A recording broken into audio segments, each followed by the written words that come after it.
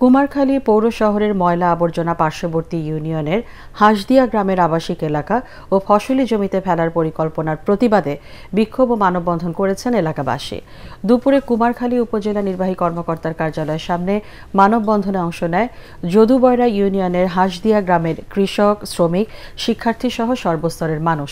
এ সময় dumping station নির্মাণ পরিকল্পনার বিপক্ষে নানা স্লোগান দিয়ে অবিলম্বে তা ঘনবসতি এই গ্রাম থেকে প্রস্তাবিত ডাম্পিং স্টেশন করার সিদ্ধান্ত বাতিলের দাবি জানান তারা।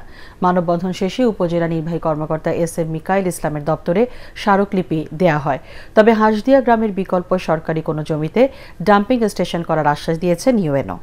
ওই ময়লার গাড়ি আমার মারি দিতে হলে পারে নিয়ে যেতে হবে। আমি আজকের তাই ঘোষণা করলাম, যদি না হয় এই লোক সব রাস্তায় সে থাকবে, এখন তো সে থাকবে, সঞ্চয় পর্যন্ত সে থাকবে। শহরের যত রকমের বর্জ্য আছে ওখানে ফেলা হবে, সেটার গন্ধ হবে, ওখান থেকে বিভিন্ন ধরনের রোগ জীবাণু ছড়াবে। আমরা কৃষি কাজ করি, আমাদের কৃষিতে বড় ধরনের একটা ক্ষতিগ্রস্ত হবে এবং আমরা ওখানে বসবাস করতে পারবো না। কিন্তু আমরা টিএন সাহেব বলতেছি অন্য কিছু করুক, আমরা এইটা করতে দেব না। জীবন দেবো তাহলে ফেলতে দেবো না। পৌরসভার এই ময়লার বিষয়টি নিয়ে আমরা বিভিন্ন জায়গায় জমি খুঁজতে থাকবো। আপনাদেরও যদি কোথাও কোনো সুযোগ থাকে আমাদেরকে জানাবেন।